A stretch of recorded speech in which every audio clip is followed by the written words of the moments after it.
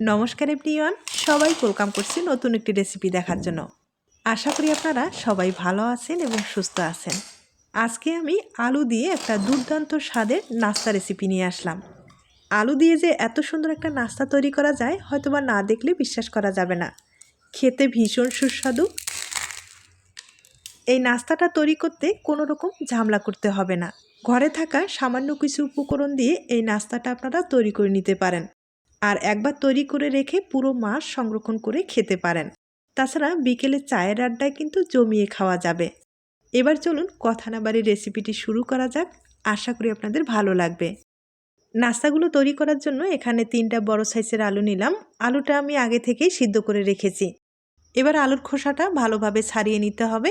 এই নাস্তাটা তৈরি করলে অবশ্যই সিদ্ধ আলুটাই ব্যবহার করতে হবে।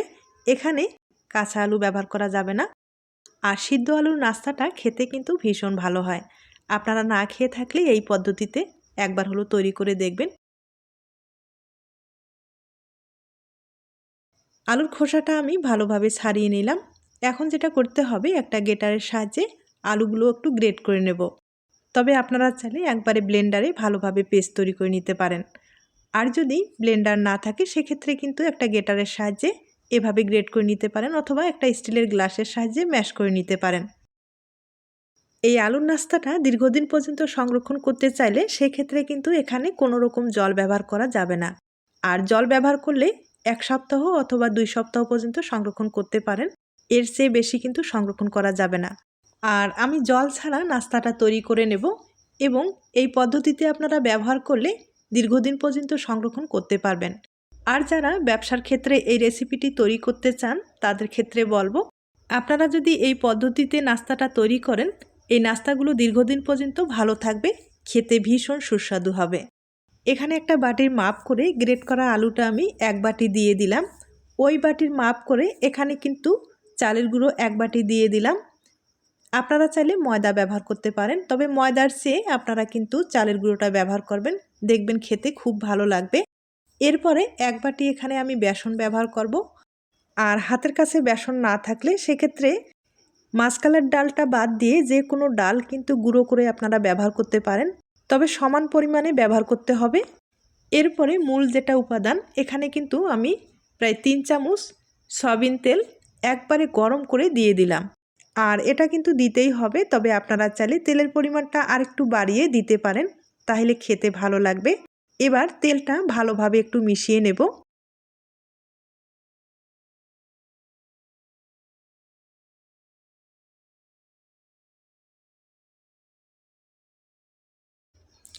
তেলটা আমি ভালোভাবে মিশিয়ে নিলাম। এবার বাকি উপাদানগুলো দিয়ে দিব। স্বাদ মতো এখানে লবণ ব্যবহার করব, আপনারা চাইলে বিট লবণটাও ব্যবহার করতে পারেন। এরপরে 1 চামচ এখানে কালো জিরাটা ব্যবহার করব। কালো জিরাটা ব্যবহার না করলে খেতে কিন্তু ভালো লাগবে না, তাই অবশ্যই ব্যবহার করতে হবে। আর 1/2 চামচ এখানে আস্ত জিরাটা ব্যবহার করলাম। এরপরে 1/2 চামচ এখানে জোয়ান ব্যবহার করব। আর জোয়ানটা আমি হালকাভাবে ভেজে নিলাম। এরপরে হাতে চাপ দিয়ে জোয়ানটা একটু ভেঙে নেব। এভাবে ব্যবহার করলে ফ্লেভারটা খুব ভালো আসবে। তাছাড়া অনেকেই গ্যাসের সমস্যা আছে, সেটা কিন্তু হবে না। আর এখন যেটা করতে হবে, হাত দিয়ে কিন্তু খুব ভালোভাবে মেখে নিতে হবে। অনেকটাই শুকনো মনে হচ্ছে। এভাবে মেখে নেওয়ার পরে এক পর্যায়ে কিন্তু ডোর মতো তৈরি হয়ে যাবে। তবে একটু সময় নিয়ে ভালোভাবে মেখে নিতে হবে। সময় না দিলে এই ডোটা তৈরি করা যাবে না।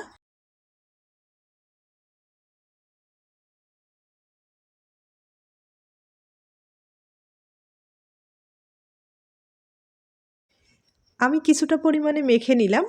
এখন এখানে এই ডোটা একটু রেস্টে রাখতে হবে। প্রায় 10 মিনিটের মতো আমি রেস্টে রেখে দিব। এরপরে আবার ভালোভাবে মথে নেওয়ার পরেই ডোটা তৈরি করে নেব। তাছাড়া ডোটা কিন্তু তৈরি হবে না, অবশ্যই একটু রেস্টে রাখতে হবে। 10 মিনিট পরে আমি ফিরে আসলাম। এবার ডোটাকে খুব ভালোভাবে মথে নেব। অনেকটাই আমার মনে হয় এখন নরম হয়েছে।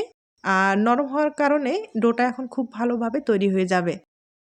এই রেসিপিটি তৈরি করতে গেলে সব কিছু যদি মাপ দিয়ে তৈরি করেন সেক্ষেত্রে জলের কোনো দরকার হবে না। আর একটু সময় নিয়ে যদি ডোটাকে ভালোভাবে মথে নেওয়া যায় তাহলে ডোটা কিন্তু ভালোভাবে তৈরি হয়ে যাবে, কোনো রকম সমস্যা হবে না। আর এভাবে আপনারা তৈরি করলে এই নাস্তাটা দীর্ঘদিন পর্যন্ত সংরক্ষণ করতে পারবেন, কোনো রকম সমস্যা হবে না। আলুর নাস্তা একবার খেয়ে দেখবেন, খেতে ভীষণ সুস্বাদু।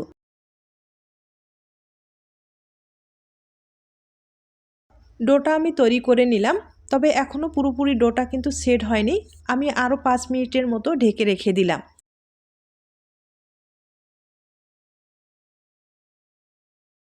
5 মিনিট হয়ে গেছে, এবার আপনাদের দেখিয়ে দিচ্ছি। এবার কিন্তু মনে হচ্ছে ডোটা কিন্তু একবারে নরম হয়েছে। আর ডোটা যদি ভালোভাবে নরম না হয় সেক্ষেত্রে নাস্তাগুলো কিন্তু শক্ত হয়ে যাবে, খেতে অতটা ভালো লাগবে না। তাই অবশ্যই ডোটা কিন্তু একটু সময় নিয়ে ভালোভাবে মথে নিতে হবে। আমি আবারও কিছু সময় একটু মথে নেব, এরপরে নাস্তাগুলো তৈরি করে আপনাদের দেখিয়ে দিচ্ছি।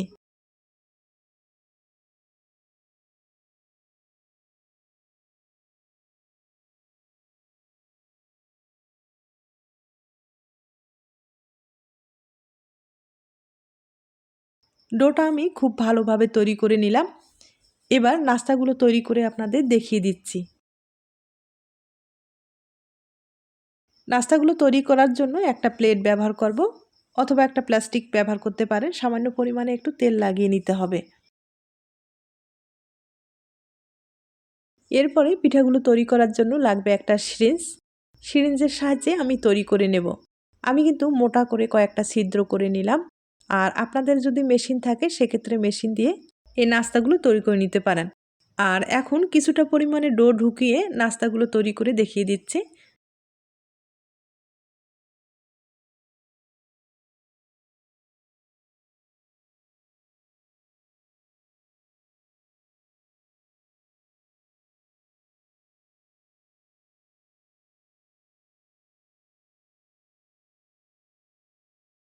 ডোটা আমি সিরিঞ্জে ভালোভাবে ঢুকিয়ে নিলাম। এবার নাস্তাগুলো তৈরি করে দেখিয়ে দিচ্ছি। আর দেখতেই পাচ্ছেন একটা সিরিঞ্জের সাহায্যে কতটা সুন্দরভাবে নাস্তাগুলো তৈরি করা যায়। অনেকেই প্রশ্ন করতে পারেন এই সিরিঞ্জগুলো কোথায় পাওয়া যায়। যে কোনো ওষুধের দোকানে আপনারা পেয়ে যেতে পারেন। আর দাম কিন্তু বেশি না, 10 থেকে 15 টাকা হলেই একটা সিরিঞ্জ আপনারা পেয়ে যেতে পারেন। এরপরে একটা মোটা সুই দিয়ে আপনারা ছিদ্র করে নিতে পারেন। তাহলে খুব ইজিভাবে এই নাস্তাগুলো তৈরি করে নিতে পারেন। একইভাবে আমি আরও 2টা তৈরি করে আপনাদের দেখিয়ে দিচ্ছি।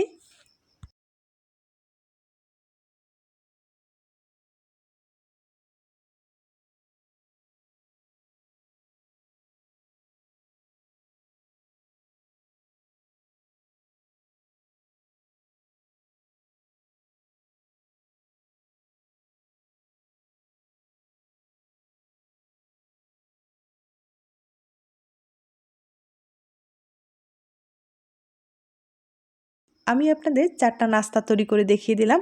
আর দেখতে পাচ্ছেন কতটা সহজভাবে তৈরি করা যায়। শেপটাও কিন্তু খুব ভালো এসেছে। এবার তেলে ভেজে নিতে হবে।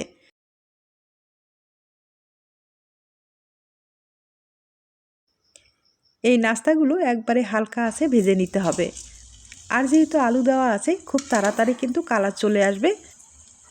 উপরেরটা লালচে হয়ে যাবে আর ভিতরে কাঁচায় থেকে যাবে, দেখতেও কিন্তু অতটা ভালো লাগবে না। তাই একটু সময় নিয়ে ভালোভাবে মুচমুচে করে ভেজে নিতে হবে। আর এই নাস্তাগুলো যখন ভেজে নেবেন অবশ্যই বড় কড়াই ব্যবহার করবেন, তাহলে একসাথে অনেকগুলো দেওয়া যাবে।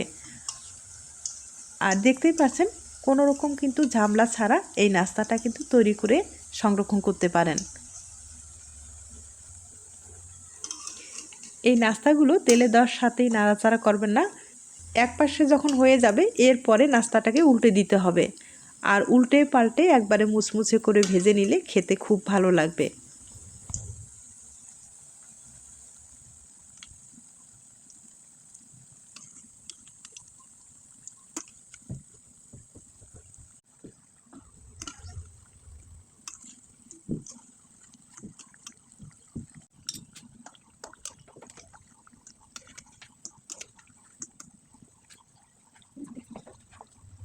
নাস্তাগুলো আমি উল্টে পাল্টে একবারে মুচমুচে করে ভেজে নিলাম। এবার তুলে নিতে হবে। একইভাবে আমি আরেকবার তৈরি করে দেখিয়ে দিচ্ছি।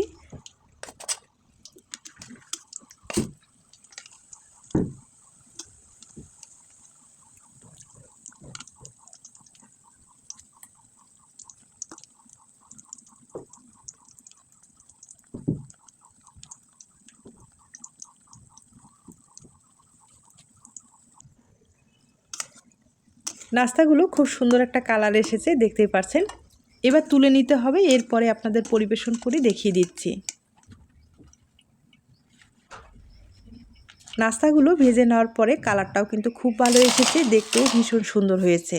তাই দেরি না করে আপনারা চাইলে আলু দিয়ে খুব সহজ পদ্ধতিতে এই নাস্তাটা তৈরি করে রেখে দিতে পারেন এবং যখন খেতে ইচ্ছে করবে তখন কিন্তু খেতে পারেন। এখন আপনাদের একটা ভেঙে দেখিয়ে দিচ্ছি।